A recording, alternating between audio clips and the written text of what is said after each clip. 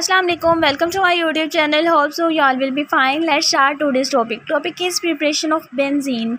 हमने last lecture में benzene की स्टेबिलिटी देखी, उसके रेजोनेंस स्ट्रक्चर्स देखे, जिनसे हमने जस्टिफाइड किया था कि बेंजीन एक एक्स्ट्रा स्टेबल मॉलिक्यूल है। अब हम प्रिपरेशन ऑफ बेंजीन की बात कर रहे हैं, जिस तरह से हमने अल्केन्स की प्रिपरेशन देखी, अल्कीन्स की, देन अल्काइंस की। सिमिलरली अब हम देख रहे हैं कि हम बेंजीन को किस तरह से प्रिपेयर कर सकते हैं।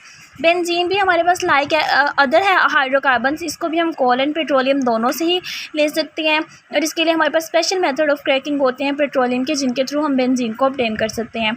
अब बेंजीन की प्रिपरेशन के हमारे पास डिफरेंट मेथड्स आते हैं। First of all dehydrogenation of cyclohexane. अब डिहाइड्रोजनेशन ऑफ साइक्लोहेक्सेन की अगर हम बात करें तो इस रिएक्शन में रिएक्टेंट्स क्या है, हमने साइक्लोहेक्सेन लेनी है और कैटालिस्ट लेना है, उसके बाद टेम्परेचर लेना है।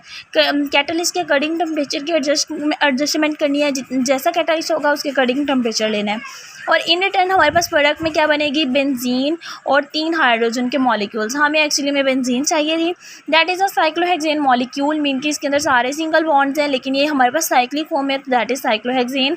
प्लैटिनम हम कैटालिस्ट ले रहे हैं और 250 डिग्री सेंटीग्रेड टेम्परेचर ले रहे हैं, और इन रिटर्न बेंजीन और साथ में 3 हाइड्रोजन के मॉलिक्यूल्स बन रहे हैं।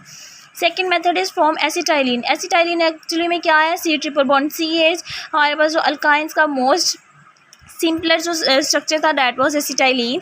अब 3 एसिटाइलिन जो हैं वो हमारे पास अरेंज होके बेंजीन बनाते हैं। कि हमने एसिटाइलिन के रिएक्शंस में भी देखा था किस तरह से रिएक्टेंट्स हमारे पास क्या आते हैं। फर्स्ट ऑफ ऑल एसिटाइलिन लेनी है, उसके बाद हमने ऑर्गेनोनिकल एज अ कैटालिस्ट यूज़ कर रहे हैं, और उसके बाद 70 डिग्री टेम्परेचर ले रहे हैं, और इन रिटर्न हमारे पास बेंजीन बन रही है।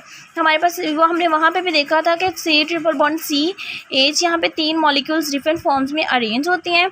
तीनों में हमारे पास क्या होता है कि ये डबल बॉन्ड एक का ब्रेक करते हैं, और तीनों इस 6 की 6 कार्बन्स के पास एक वैलेंसी फ्री हो जाती है, तो वो आपस में सिंगल बॉन्ड्स के साथ अटैच हो जाती हैं। तो इस तरह से हमारे पास क्या बन जाती है, बेंजीन। और ये हमारे पास ऑर्गेनोनिकल कैटालिस्ट से 70 डिग्री सेंटीग्रेड की प्रेजेंस में 3 एसिटाइलिन से एक बेंजीन का मॉलिक्यूल बन रहा है।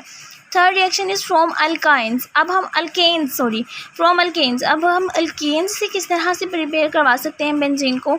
रिएक्टेंट्स हमारे पास क्या आते हैं, फॉर एग्जांपल हम N-हेक्सेन ले रहे हैं। N-हेक्सेन क्यों ले रहे हैं, एक्चुअली में बेंजीन भी 6 कार्बन मॉलिक्यूल है, तो हेक्सेन भी 6 कार्बन मॉलिक्यूल है, तो इसलिए हम क्या करेंगे, हेक्सेन लेंगे। उसके बाद हमारे पास कैटालिस्ट लेना है, हमने उसमें chromium oxide, aluminium oxide and silicon oxide, इन तीनों का मिक्सचर आता है, और उसके बाद 500 डिग्री सेंटीग्रेड तक टेम्परेचर आता है।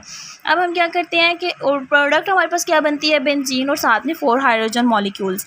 Let's see this reaction. ये हमारे पास एक हेक्सेन मॉलिक्यूल है 6 कार्बन वाला, और ये हमारे पास कैटालिस्ट है, और उसके बाद that is temperature.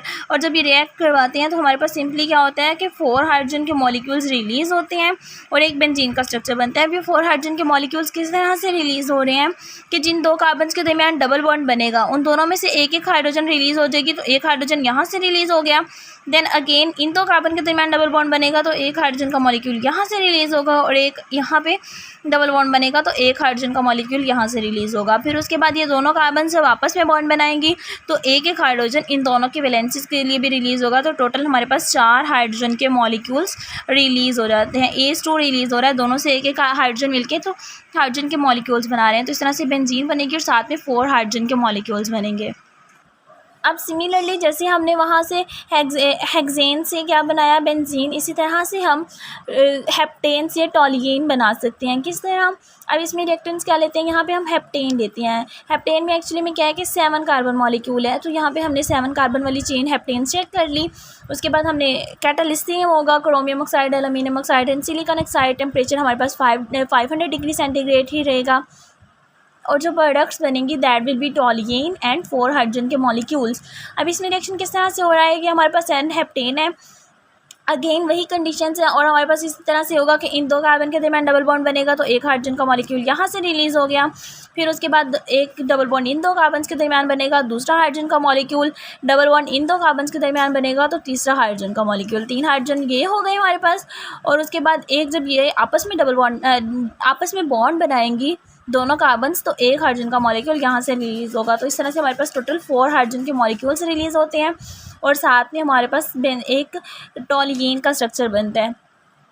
Fourth one method is preparation in lab. अब हम लैब में इसको किस तरह से प्रिपेयर करवा सकते हैं। लैब में प्रिपरेशन के लिए हमारे पास 3 डिफरेंट मेथड्स हैं। फर्स्ट ऑफ ऑल हम किस तरह से करवाते हैं, sodium salt of benzoic acid को सोडा लाइम के साथ रिएक्ट करवाते हैं। That is sodium salt of benzoic acid, इसको हमने हीट करवाना है सोडा लाइम के साथ, और जब इसके साथ रिएक्ट करता है तो हमारे पास बेंजीन बनती है, और ये जो पूरा का पूरा ग्रुप है ये हमारे पास सोडा लाइम के साथ रिएक्ट करके Na2CO3 में कन्वर्ट हो जाता है।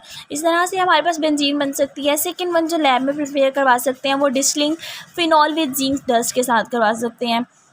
अब जिंक डस्ट के साथ किस तरह से करवा सकते हैं फिनॉल को, that is a phenol molecule. इसको जब हम जिंक के साथ रिएक्ट करवाते हैं व्हाट विल हैपन, जिंक क्या करती है, यहाँ से ऑक्सीजन लेके जिंक ऑक्साइड में कन्वर्ट हो जाएगी और यहाँ पे पीछे हमारे पास बेंजीन बच जाएगी। Last and the third method जो कि हमारे पास प्रिपरेशन ऑफ बेंजीन के लिए लैब में यूज़ होता है, जिसमें हमारे पास बेंजीन सल्फ्यूरिक एसिड यूज़ करते हैं, उसको हम स्टीम के साथ हीट करवाते हैं या फिर बॉइलिंग डाइल्यूट HCl लेते हैं, उनके साथ रिएक्ट करवाते हैं। अब किस तरह से रिएक्शन होता है, अब रिएक्शन किस तरह से होता है, ये हमारे पास बेंजोसल्फ्यूरिक एसिड है, इसको जब हम वाटर से रिएक्ट करवा रहे हैं HCl बॉइलिंग HCl के प्रेजेंस में व्हाट विल हैपन, यहाँ से हमारे पास ये जो पूरा का पूरा SO3 ग्रुप है ये OH के साथ रिएक्ट करेगा और हमारे पास H2SO4 में कन्वर्ट हो जाएगा, डेट इज सल्फ्यूरिक एसिड, और पीछे हमारे पास बेंजीन का मॉलिक्यूल सेपरेट हो जाएगा। Last method is words fitting reaction, that is important short question. Words fitting reaction actually में क्या है कि वर्ड्स ने एक मेथड प्रोवाइड किया था सिंथेसिस ऑफ अल्केन के लिए, जिसमें हमारे पास क्या हो रहा था कि सिमेट्रिकल अल्केन्स बन रही थी, जिसमें हमारे पास क्या होता था कि अल्काइल हैलाइड्स रिएक्ट करती थी तो हमारे पास हैलोजन सेपरेट हो जाती थी और साथ में सिमेट्रिकल अल्केन बन जाती थी। अब इसी रिएक्शन को फिटिंग ने एक्सटेंड किया